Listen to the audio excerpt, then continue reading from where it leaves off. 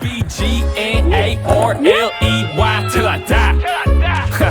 Mic check 1 2 to the 3 4 5. Nick Tunes up next with the podcast live. What's up, Grommet? Grommet Vommit brought to you by JB Tunes and Dude. Today's show sponsor is Chicho's Pizza and Moke America and Black Strap. And we got a promo code to get 20% off your order. It is JB2 SuperGrom 23. You go to YouTube. And we also got Yochaher Skateboards. Yochaher Skateboards. And Rip Pack. Yeah. And we got Mr. Dave Duncan. You. Hey, what's up, guys? What's up? Mr. Dave Duncan, or well, what do we call you? Mr. Dave, Mr. Duncan, Mr. Dave Duncan, Dave. What do we call you? My friends call me Double D. Double D? All right. Double D. What's up, That's Double when I'm on the D? mic. I'm at an event on the mic or something. They call me Double D. Okay. That sounds pretty sick. Sick. So we got some questions for you today. I'm ready. Shoot, fire away. How did you get into announcing? Well, I started out as just a skateboarder for fun. And then after having fun, they said, hey, if you ride these contests, you get free boards and free clothing and stuff. So I go, all right. So I started entering the local contests. And then I got sponsored a bunch, and they asked me to judge all of the younger kids in like beginner intermediate divisions. I was in the sponsor division. So they would give me like $50 to judge, and I was just sitting there judging. And another guy was announcing, and he was not a pool rider or a bull rider or a street guy. He was more of a racing guy. And he was just trying to help out like a volunteer. And I said, hey, I think I can do better because I know all these guys and I know all the movies. He goes, please. And he just handed me the microphone and said, hey, go for it. So, and then eventually when I turned to the pro thing, the Thrasher guy was doing them all. And he just kind of got a little older and wanted to retire from it all. He was busy with the magazine. And I was at all the events building the ramps. So that was one thing too. I'm a carpenter, so I help build a lot of ramps. So I'm there building the ramps like, hey, can you help us judge? Can you help us announce? And save money on the airfare and hotel for flying someone in just for that. So yeah, good times. Yeah, that was back awesome. in the 80s. That was back in the 80s. So I try to tell everybody to start out at your local scene. Like I did a lot of local contests and demos at my local shops, and you got to start locally. And then as you get better, you start to get more statewide or nationwide, from there. But definitely start your local spots for sure. Yeah, we're building a ramp. Well, we're getting the wood to build my ramp right now. Congratulations. That's awesome. I think that's everybody's dream is to have their own ramp. You want to skate all the time. You want to skate when you want. You don't have to get a ride to the skate park or whatever, So congratulations on you. Everyone I know who has their own ramp gets really good because you can skate every day. If you skate every day, skate all the time, a few times a week, then you keep getting better and better, with anything you do. You just got to stay with it. Yeah, I have a ramp in my backyard. See, see how good you are. See, Eric, look, you're getting better all the time, learning new tricks. Plus, you can bring your friends over and have a good time. That's really what these sports are all about, is having fun with your friends.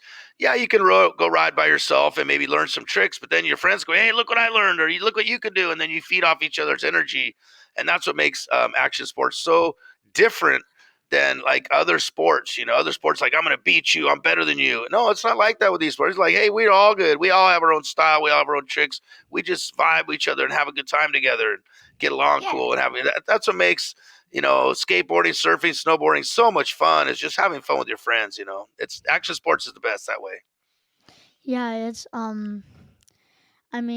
that's literally the life, just skating with your friends and having a good time. Yeah, and you know what? As you get older, you got to get you got to go to school, you got to get a job, you got to get a car, so you can get around. Then you got to get a job, you got to pay for insurance and gas, and then you're busy working, you don't have as much time to ride. So you realize you guys are in a lucky place right now. Before you get your own car, before you have a big busy job or a wife and kids, family, like when you're young, that's the time to do it. When you're a teenager, or when you're like even before that, you guys like enjoy this free time.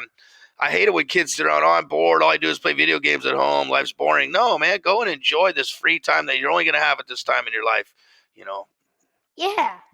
And everybody that's going to be watching this, I first met Dave Duncan. I mean, Double D Double D, yeah. at at Coastal Edge when he was building the ramps for the contest. I remember that. You guys just come by and help out a lot. And that's what I'm saying. All the local kids just come and help me. And there's a lot of ramps. There's a lot of work to do. I know how to do it, but it would take a lot longer if I had to do it by myself. So I always try and bring some of my friends or the local guys. And I remember John would come and help us out. John Fadala, he's a great guy doing that little local school there and stuff. And those Coastal Edge guys were really cool. So thanks. That was a great experience for me. And those ramps came out killer. And I see all kinds of kids learning on them. There's beginner ramps. There's the mini ramp. I mean, it's kind of good stuff for all ages. So that's really what you want in a skate park. It's something for everybody. So right on. That was cool. Yeah. I remember meeting you out there. That was fun. You're ripping. Oh, Yeah, thanks. Yeah. How do you remember all of all of the skate tricks and all of the skaters' names when you? It's a passion. I love skateboarding so much. I'm like a sponge. So it's like when you love something a lot, you want to absorb yourself in it and just be all part of it. And because to me, it's just life. It's as easy as breathing in the air. It's just you see stuff, you learn stuff, and if I'm always learning because there's always new kids, there's always new tricks. I thought I'd seen every trick in the book like 10 years ago.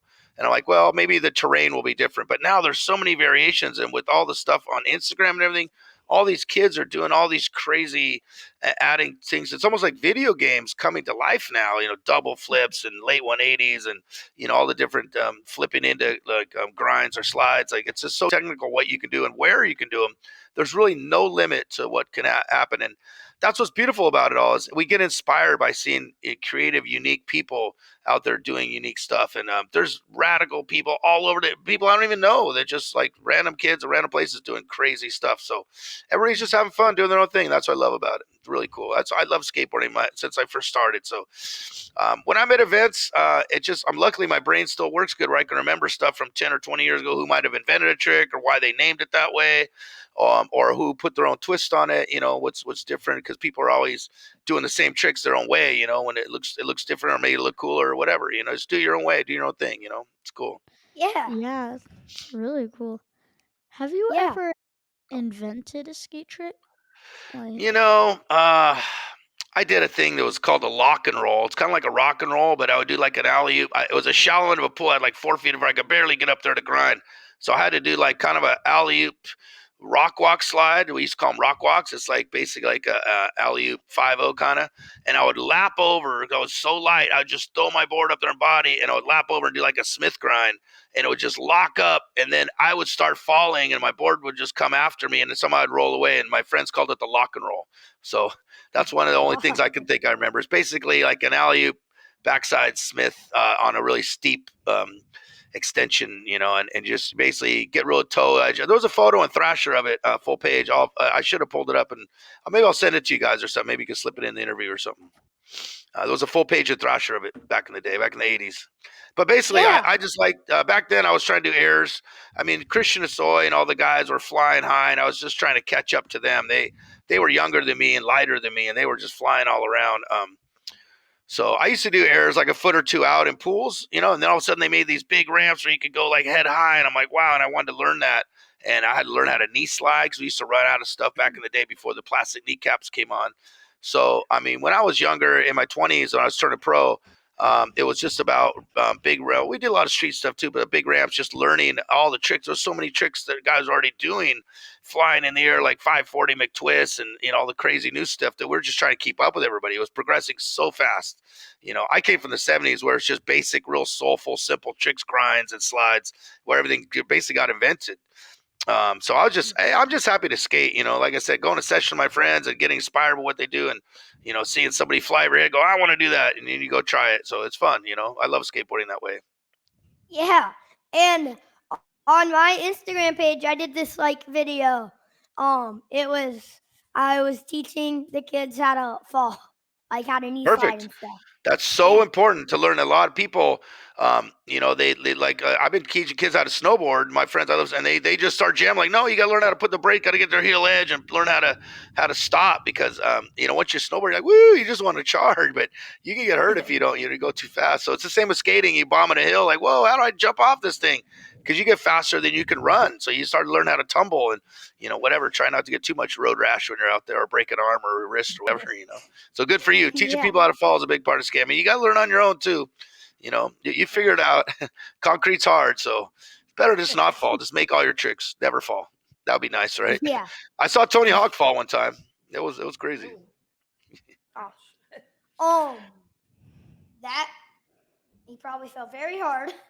And what did it feel like being in the movie Thrashin? That was a dream for us because we got to see the Red Hot Chili Peppers live. Also, TSOL was trying out for the movies. We got to see them live. We got to skate the Del Mar Skateboard Park. It was closed at the time. They opened it up just for us to do the movies. So we had the whole skate park to ourselves all day, every day. And we got paid. I think it was like $30 a day or something, and we got free food. And basically got to hang out with our friends every night, and have a good time in these hotel rooms they rented for us. We would go up to Santa Monica, Venice, where they had the the street scene up there with all the Dagger gang, and so it was kind of like just a regular day in our lives. That was just our regular thing. It's just all of a sudden we had cameras around hanging out with us, but it was cool. All the crazy costumes, all the fun stuff, and none of us had ever been in a Hollywood movie before. At this time, they didn't even really have skate videos. I think Powell was just starting to come out with the first really good quality skate videos with like real professional cameras and stuff. But yeah, I mean, as a kid, you see Hollywood movies to see how they're made and how they go action and cut and lights and makeup and all the different stuff involved. Hey, to get paid for it, it was cool. And just being with your friends, we just skated around on the set, wait until they call us. Hey, you guys, get over here. We need the skaters in here. And between that, we're over there. I remember trying to learn kickflips from Mark Gonzalez. He was doing kickflip. We were learning how to ollie on the street back then. This is like 85 too. And people were just learning kickflip. Like, whoa, how do you do that? So we all sat there and tried to learn kickflips while we're off on the set. I remember that was fun. It was good times. A lot of legendary skaters in that movie. That sounds awesome. Getting paid it was to awesome. skate It was fun. And getting free food. Yeah, I mean, but yeah, so I mean, yeah, exactly. I remember it was Popeye's chicken. We got chicken every day. It was good. Ooh. Do you still have the tattoo? I still do. I have the Dagger tattoo right there. Let me see. Where is it at? Whoops. Where am I going? Oh, right. Somewhere there. I don't know how to get it right. Oh, there it is, right there. Yeah, daggers. That's funny. That's the tattoo from the guys. Yeah, I actually drew that one for a friend. I was in Spain. And I go, hey, friend, you're one of the original daggers in the movie. Will you draw us the thing and we'll tattoo it on my friend? That way he could say that this design was drawn by a real dagger. So I did it. And then the guy goes, hey, I'll give you a free one too since you drew it. I'm like, all right, cool. And then there you go. I had to figure a right place to put it. And there it is. So, yeah, good. That was good times. Yeah. What does it feel like being a dagger? Well, I mean, we were already daggers before the movie. We were basically Alva team was just like, it's just skateboarding with passion, it was before skateboarding became really famous. So now that skateboarding's famous, a lot of kids like, I want to be on the X Games. I want to go to the Olympics. And, I want to go to learn, at a skate camp or whatever. And which I love skate camps. That's rather they have all stuff skate and you're hanging out with kids learning, but they didn't have any of that when I was a kid. So it was just us learning. And this was even before video stuff. Like, you just had magazines to look at how to figure out how to do tricks.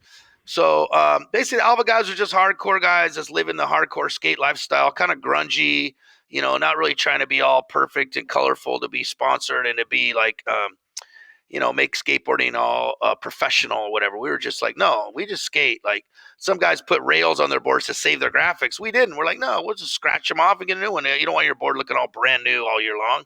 You buy it, it looks new for a few days, and then you thrash it, So we were more the skate and destroy side of things, back in the day. That's why they called it skate and destroy. Just get out there and just get rad, I don't know. Crazy. Crazy time, but it's a cool question. Does it feel like nice and pointy? What pointy? Being a dagger feels nice and pointy. Well, I tell my friends stay on point, stay sharp. That's some of my jokes about it. But Daggers is just hanging out with your friends, like basically a skate gang. Daggers was a skate gang in the movie, and all the other guys were like trying to win the contest or win the girl, and we were just we're just the boys hanging out, and if the girls are cool, that's fun, but they were a little more of the grungier type girls or whatever. They were Thrasher girls, they weren't the really pretty girls that didn't want to break their nail or whatever. They had to have their makeup and hair all perfect. Our girls are more just we go surf and skate, we hang out with the boys, just thrash around, so whatever. It's just yeah, it's a good time. The Alva team was definitely different. If you watch the Bones Brigade movie, they talk about that, how their guys were basically, they would go to contests, and after the contest, they would take them to dinner, take them to the hotel, and get them a good night's sleep, and be ready to win the contest. Us, we'd be like, hey, where's the local kids? Who's got a ramp in their backyard? Oh, you going to bring some beer? Oh, cool. And we hang out with all the local kids. So while the PAL guys in our hotel sleeping, the Alva guys are hanging out with all the local kids. So next day, like, man, we got to hang out with the Daggers, the Alva crew, and they were so much fun. Those guys were really cool. And they didn't get to hang out with Tony Hawk because he's like too famous. He'd get mobbed if he was out there. So whatever. I mean, they did some of it, but for the most part, that's just how it was. And it's in the Bones Brigade documentary. If you watch the movie, they show a little bit of that. And it's also in the Tony Alva documentary that Vans put out, Six Stair guys, about Tony Alva's story. So this tells you a lot of the stories of the 80s. And it's okay. That's just how skateboarding is. You got good guys and bad guys. We were like the bad guys, kind of, I guess you could say. What was it like to make it on the Alva team? That was a dream come true, because in the 70s, Tony Alva was the world champ. Tony Alva was Tony Hawk before there was a Tony Hawk. And I love and respect Tony Hawk. I grew up riding for him. He's an amazing, talented athlete, and he deserves to win the contest. But if you watch his documentary, he really wasn't happy. It's no fun to be the winner all the time. You're kind of up there by yourself. He had a few friends, but everyone's trying to beat him and, whatever, talk shit on him. But with us, we were just like, hey, we know we're not going to win. We're going to be able to have fun and maybe make the finals, or just do some good tricks on a run or whatever.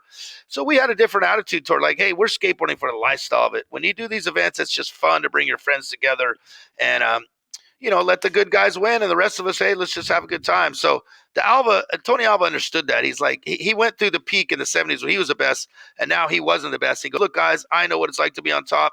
You just try your best to be yourself. And that really opened up the door for skateboarding for all kinds of unique individuals that maybe we're not the best guys. Like Mark Gonzalez, was not the best guy in the contest, but he is still one of the most legendary guys just from the things he's done on a skateboard. When it came to a contest, he was falling around all over the place. He didn't know what he was doing. He was just kind of, tried his best stuff. But other guys would be all perfect, maybe not do as hard tricks, and they get better scores. So, that's the difference. So being on the Alva team was great. I eventually got to be a team manager. They were flying us all over the world. Went to Australia, went to Europe, we went to Japan, went to Brazil, and all over the States doing demos and hanging out with kids just like you guys, going to the local shops and just hanging with the kids and just having a good time. It was a dream for me. And to get paid, I had my board with my name on it. Sometimes I get thousands of dollars a month just like for just skateboarding. I'm like, wow, what? Free money? I would have done this for free. I'd already been doing it for free. So, there you go. See, you got my board. That's what I'm talking about. Thanks to Embassy. They're making my boards right now. That's my new Embassy board. There it is. That's the one. Go buy it. Go log on the Embassy website if you want to. Here we go. I got my Embassy shirt right here. Where's it at? There we go. Embassy. Yeah. Thanks to Lee and all the guys there. Yeah, that's my saw, because I used to make a lot of ramps back when I was younger and during the pandemic when there was no contest. So I helped a lot of kids out with ramps in their backyards. So I'm a carpenter. I can build houses and stuff, but I prefer to build skate ramps. So it's fun. So right on. Yeah. That's cool. Thanks for showing off that board. I'm glad you had it. Yeah. Everybody, if you're needing a new board, go get the Dave Duncan model. There you go. There's, it comes in 7 different shapes. So I ride the bigger one, but there's smaller ones for younger kids too. So there's popsicle stick ones. There's crazy ones for pools and stuff. So yeah, right on. Yeah. What is like the gnarliest trick you have ever landed? No, it's just doing big airs, like just trying to go as high as you can, because you go high and then you fall. Riding big, crazy pools like the Combi pool, it's like 12 feet deep. I mean, I've ridden deeper, bigger stuff. I'd have to think about that one, because I've ridden some crazy things. I rode a moving skateboard obstacle in Australia one time. It was like a wave. It was a moving wave that I've never seen in my life. 6 months later, someone ripped off the pro shop and they closed the park. So there's not a lot of footage of this thing, but imagine like a merry-go-round in the middle of a skate park that would just spin in circles and you could ride a moving obstacle. That was pretty awesome. That was just something interesting. Maybe not the gnarliest thing I did, but lately I've been going to Bob Burnquist's house, and we've been doing event like mega ramp stuff, with Danny Way. I grew up with those guys, and to see guys doing like 20-foot airs, or going over 50-foot gaps like Evel Knievel, that to me, I've never done it myself. I mean, I've ridden the big quarter pipes, but I haven't flown out like that. But that's amazing to me, like really pushing it, or guys going downstairs, I'll go down a 10 stair. We'll try and go down a 15 or 20. Like it's crazy how, or big gnarly rails like that, big guys doing like triple kink rails. I mean, it's just crazy what the kids are doing now. So big ups to anybody out there that's pushing their own personal limits and the limits of skateboarding. Like I'm amazed. So yeah. But for me, just riding big terrain, I think is what excites me. It's like surfing, you guys surf out where you're at. Imagine going a pipeline and it's 20 foot and it's barreling, and just to drop in is now you make the drop in. Like that's to me like what the combi pool is at Van Skate Park out here in Colorado. It's like a big gnarly pool, but it's perfect. It's like a perfect, once you get in there and figure it out, it's like, wow, this is the best thing I've ever ridden. So, that to me, I guess I could say is one of the funnest things when you put together a killer run at the combi pool. It's like one of the raddest things I've ever done. So yeah. Yeah. Recently, I just dropped in a 15-foot one? Mm-hmm. I just dropped in a 15-foot bowl. How's the rush of that? What's the rush? Like you're really like, whoa, I made it. Like to drop in something really big. Like, yeah, imagine when you're going so fast, you have speed wobbles, like you're going 20 or 30 miles an hour. That's what it's like when you do the mega ramp. Yeah. Yeah. It's crazy. Oh, and I also did the mini mega at Woodward, and that's there you go. Yeah, so the mini mega, that's a nice little step to the mega is just too gnarly for most people. Danny Way is just next level. So I will tell you though, I'm also a snowboarder and a surfer. So I've surfed in some big waves in Hawaii and Mexico. Yeah. And that's scary. Like when you're scared to take off and you're scared for your life, and you make it, like that's on edge rush, like surviving near death experience. But I've also gone heliboarding in Alaska. Like they see in the Vulcan videos or whatever, guys get dropped off in a helicopter top and there's no trees. You're above the tree line, just out there, fresh powder. And it's just a dream to get down. And it's scary because if you eat shit or go down, there's good luck going to the hospital or anyone around. So you just got to be very careful and right. But man, it's so perfect and such a dream. It's like you see it on the videos, you dream of it. And I've done a couple heli trips, a couple backcountry cat trips. So that's when you ask some of the gnarliest things I've done. That's like where you're nearly dying or you could die and you survive. Avalanches, you got to do all the avalanche stuff. So that's scary. But when you live it, you pull it off. It's like, wow, what a dream. A near death experience. It's a dream to survive out of it. And now to have the stories to tell, it's awesome. Luckily you lived through it. Yeah, exactly. But surf, skateboarding, snowboarding, I love them all. Out here in California, we get to do them all. And I've been an announcer of snowboarding a lot. I announced the snowboarding for Olympics in 2002 in Park City. Before you kids are born, in 2006 in Torino, Italy. Sean White has gold medal runs. I was the announcer guy for all that. I did like 20 years of X Games, of summertime and wintertime.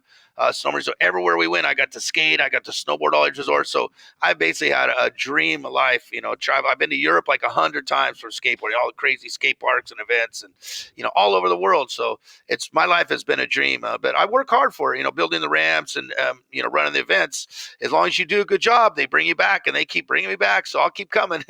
Yeah, it's been fun. I'm looking forward. Last year was one of my best years ever, so right on. In a couple of years, you're going to be announcing me. Yeah, I'll be announcing maybe this summer. We're actually coming to Virginia Beach this summer in the beginning of June to do a jackalope. It's one of our big events we do in Montreal every year. They're going to have a vert ramp there. They're going to have a street course there. So they might have like a local Grom division or something, If not, I'll try and get you on the course so you can go get some runs. Tell them you met them. I met the people when they came here. Yeah, see, that's what we're talking about. Jackalope. I have been.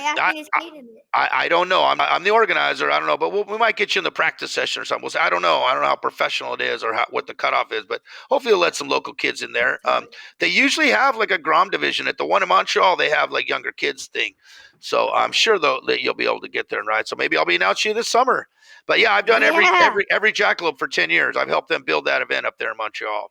It's a great event. Oh, nice. Yeah, and Tony Hawk comes up on the vert ramp and rides and all the top guys. We're going to put on a big show for you guys.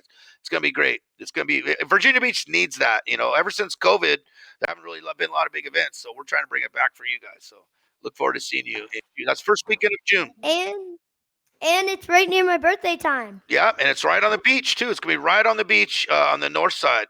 There you go. That's the jackalope. Yeah, perfect. I'm glad you got all that stuff. Cool. Yeah. See you there. First week of June. We'll be there. They invited me to come try the vert. Yeah. What's up, Eric? Oh, if you could skate with one person in the whole world at any skate park in the world, what would it be? Oh, back in the day, I'd probably have to say like Christian Asoy. I used to skate. I have skated and traveled the world with him back in his heyday. He would just be flying over my head with such amazing style. He was one of my good friends too. We'd have a good time traveling together. I love traveling with Danny Way and watching what he's done. Like I said, Bob Burnquist. I've done a lot of stuff into his house in Brazil. Done a lot of cool stuff with him. Man, Tony Trujillo was a lot of fun to ride with. Pedro Barros, another kid from Brazil, to see what he has been doing and can do. It's been amazing. Lately, Elliot Sloan, if you see the mega ramp thing at his house, mini mega and 100-wide vert ramp, I've been going skating with him at his house. As far as the modern guys, Alex Perlson, he's another guy that like the new vert guys, Clay Kreiner. All those guys are just like, as far as modern guys go, but there's too many. There's so many guys, a lot of rad underground guys. I can't remember all their names right now, but yeah, but that's a good question.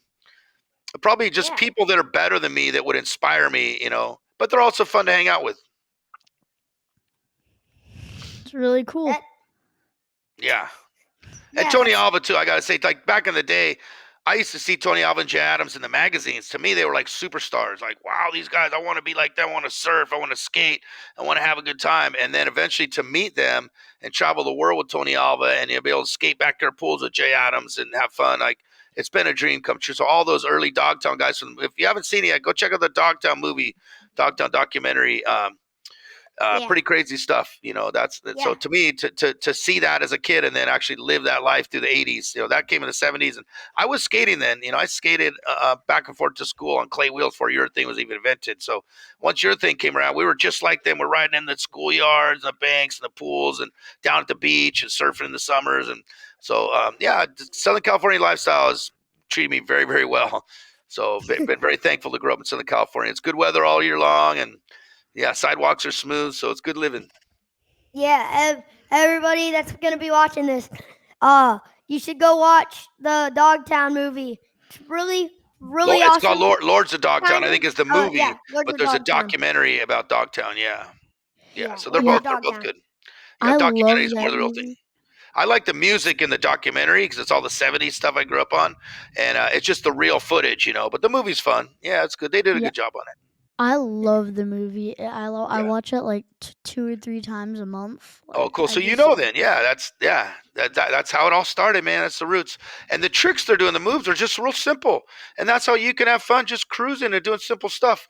Now you look at Instagram, you get so blown away and overwhelmed by all the kids doing crazy, crazy tricks. So don't get too overwhelmed by all that, Yeah. Funny fact about Lords of Dogtown, I was Jay Adams for Halloween. I think I might have seen a photo of you or so. I don't know, somewhere that reminds you. Maybe it's someone else did, but yeah, cool for you. Being Jay Adams, he was one of my good friends. So, matter of fact, I have a Jay Adams thing in my pocket right here. Quick, I'll show you there. I carry him with me everywhere I go. I bring Jay Adams here. Let's see. There you go. This came out of my wallet. That's awesome. Yeah, it's a sticker from when he passed away. So, but he was basically about the same age as me, and it was really sad to leave.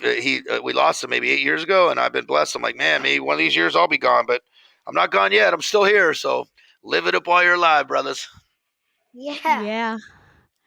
So like, what is the most memorable moment in like action sports history that you've like seen? Man, I was at the X Games when I saw Travis Pastrana do a double backflip on a motorcycle.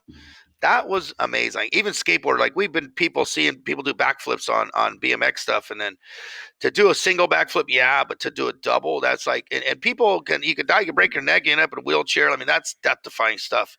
Now I think guys even do triples or something now. It's crazy, but they got airbags and stuff. It's a little different now, but back then they didn't have all the airbag stuff, I don't think.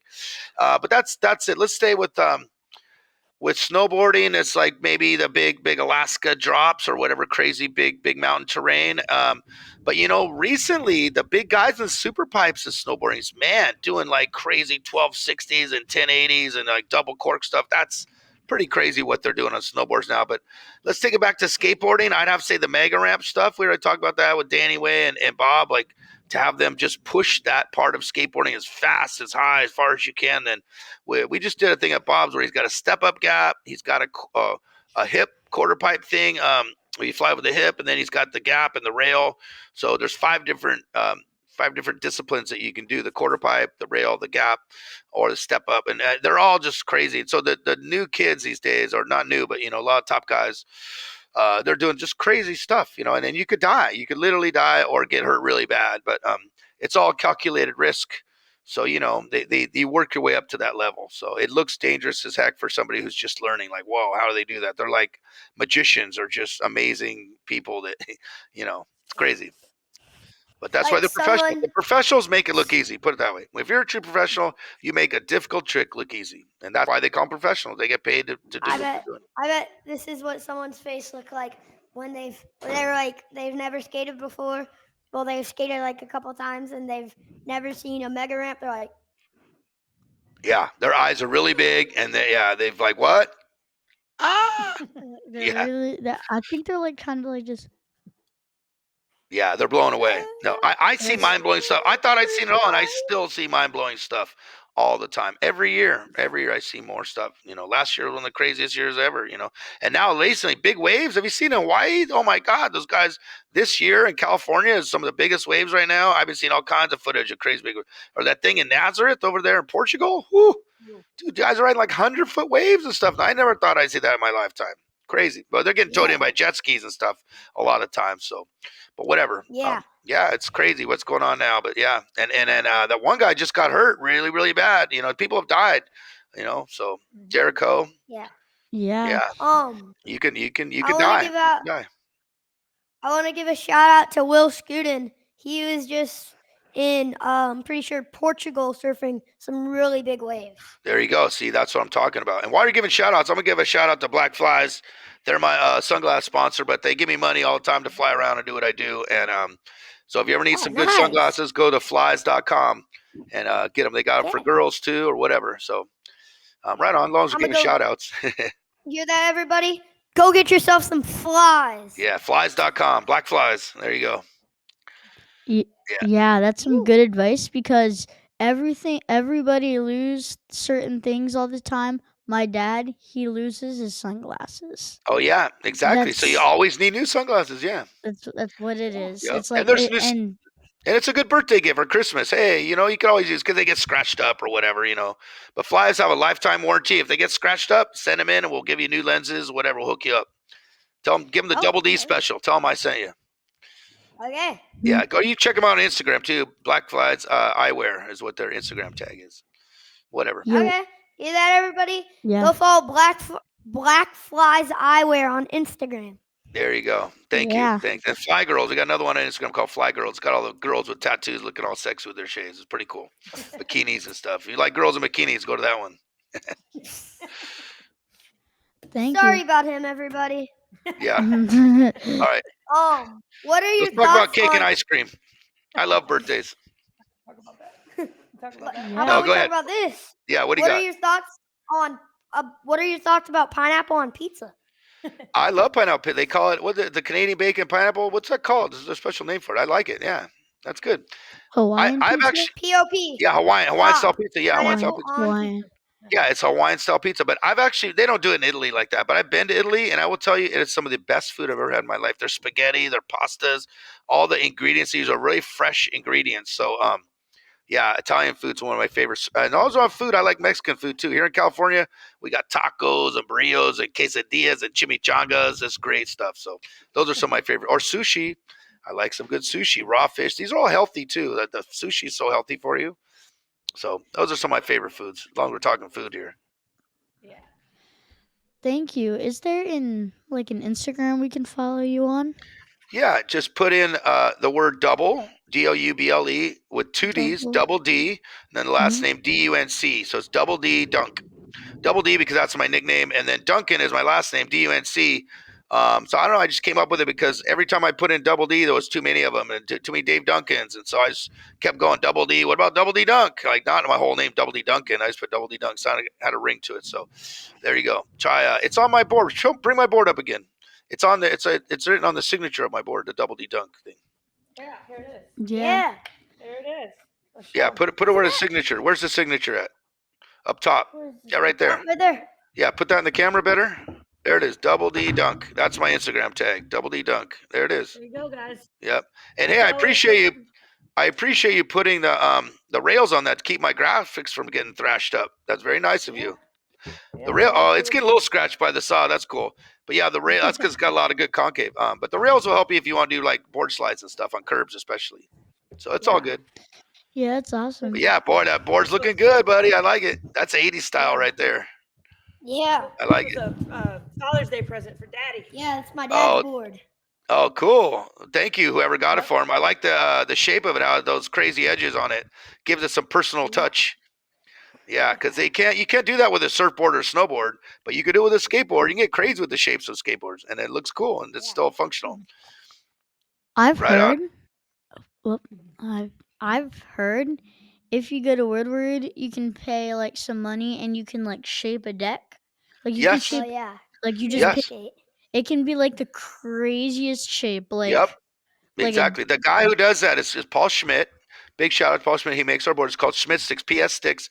He has a thing called Create a Skate that's part of Woodward, where they'll give you like a ruler. You can measure out your wheelbase and your kick in the nose and tail, how much you want. Yeah, you can make your own custom board. And really, you can ride. It's like surfing. You can ride a shortboard, you can ride a longboard, or same with snowboard. It's all different shapes and sizes. But with skateboarding, it's fun to experiment with smaller boards, bigger boards, medium boards, because they're all good for different things. So sometimes in a big pool, you might want a bigger board, longer wheelbase that's more stable. And then if you're going to be flipping your board around, you want a smaller, skinnier board to flip around the streets or whatever, or maybe a little lighter, easier to pop ollies and stuff. So yeah, definitely try to experiment with board shapes. That's a big part of skateboarding. yeah. Find out what works best for you. But if you get one that you like, stay with it. But always try to experiment. Try to ride your friend's boards or an old guy. A lot of guys come to me, hey Dave, I want to try your board, and I love it. Young kids will ride my big old pool, but they love it because it's so stable and different, and then big old wide trucks and stuff. So try to ride. If you see an older guy at a skateboard, go, hey, can I try your board? And he might be stoked and let you ride it. You might get a different feel out of it. Sometimes like a Cadillac, you're just cruising. Feels good. Yeah. So I got some of my boards back here. Oh, see, there you go. Nice. Yeah, see all different shapes. Yeah, surfboards. I love it. I like the IPA sticker too. His kid comes out here to Huntington a lot and hangs out with us. I like all this flames on there, all the different graphics. That's really cool to see all the graphics in skateboards and snowboards and surfboards. Gives it some personality and art. I love art, so we all love different kinds of art, just be yourself, express yourself, music. We love music too. This might sound a bit crazy, but that is not a sticker. I ride Part of the board, yeah. IPA. IPA, yeah, I know. Ben IPA is a legend. His son is out here in Huntington Beach a lot. We do a lot of surf event stuff. Yeah, I get to hang out with him a lot. Yeah, he's carrying on the legend, Yeah, the IPA legend. Yeah, cool. Yeah, he's great. He's been great to JB, right? Thank you so much, Dave Duncan, Yeah. or You're Double welcome, D. guys. Thank you so much, Double Hey, D, for coming on. You're welcome, yeah. and I'm telling you, I'm looking forward to coming and high-fiving you guys and hanging out and skating with you, getting a shred on out there at Jackalope, first weekend of June. Here, that's like only like 5 months away. Yeah, it's coming soon. Are you going to North Carolina anytime soon? My daughter lives in Raleigh, North Carolina, so I might. But she said she's moving back here in the next couple of months. Why? What's going on in North Carolina? I that's where actually, Duke lives. yeah, I live in Raleigh, North Carolina. Oh, you do? Oh, cool. My daughter lives out there. Yeah, but she Well- just told me she wants to move back out to California. She said it rains a lot out there. Has it been raining a lot? Yeah, it rains a lot. Yeah. California, we get a and- lot of sunshine. She likes the sunshine. Yeah. Or well, we don't live quite in Raleigh. We just live like right outside of Raleigh, but like That's okay. I love North Carolina. It's beautiful, beautiful place. So good for you. That's cool that you live there. If I do make it out that way, I'll definitely look you up. all right. You never know. I might be coming. You never know. Yeah. Yo, you're the man. Thank you so much for coming on. Right on, guys. Thank you guys. And just keep Have a nice.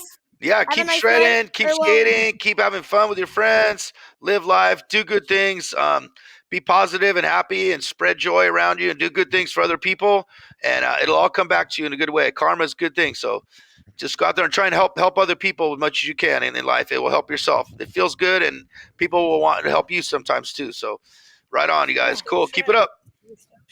Wait, what time is it for you out there? It is. Let's look. It is 5 o'clock. Oh, 5 o'clock. 7:56. Yeah, well, it's 4:50. 7:55. Yeah, 3 hours. We got 3 hours difference. Yeah, from California East Coast, 3 hours difference. Yeah. Are you Yeah, doing that's any pretty of the cool. announcing for USAS? Am I for are you announcing for doing- what? USASA? You know, I used to do that one in Colorado. I might in April be in Copper Mountain. We'll see. I did that for like 10 years. I loved it in the USA. And I do some local stuff out here. But I'm in California, so I don't know if I'll see you guys. But I announced some local snowboard events in here. We just did a rail jam at Mountain High a couple weeks ago. It was really fun. And yeah, it's all good. We're gonna be at Nationals. Are you? So that's in Colorado. That's in Yeah, Colorado. that's at Copper Mountain. Yeah, that's the one. I announced the Nationals for like 10 years. So I might. We'll see. We'll see. Once this stopped with COVID, I haven't gone because of COVID, but maybe I'll talk to him about bringing me back out there. Hopefully I see you there. That'll be fun. Yeah, that'd be cool. He went last year for his first time. He ended up ranking fifth snowboarder overall in the country. Hey, how amazing is that event, right? How cool is that mountain and that place? Like, what a dream to see all the other snowboarders, how cool it is, all the kids, all the young kids in your division. So congratulations on being fifth. That is very respectable, but it's the whole country. So just keep it up, man. Keep on riding, keep having fun, and you'll get better every time you ride, for sure. We had a blast. Yeah. Yeah. Thank you so much for coming on. All right, guys. Hey, Hopefully, thanks for having me. we see you soon. For sure. Yeah, we will. Right on, guys. Right on, Groms. Keep raging. Cool. You too. Yeah. All right. Grommet Vommit out. Grommet Vommit. Yeah. Oh man, goddamn. Nick's back with a sidewalk slam.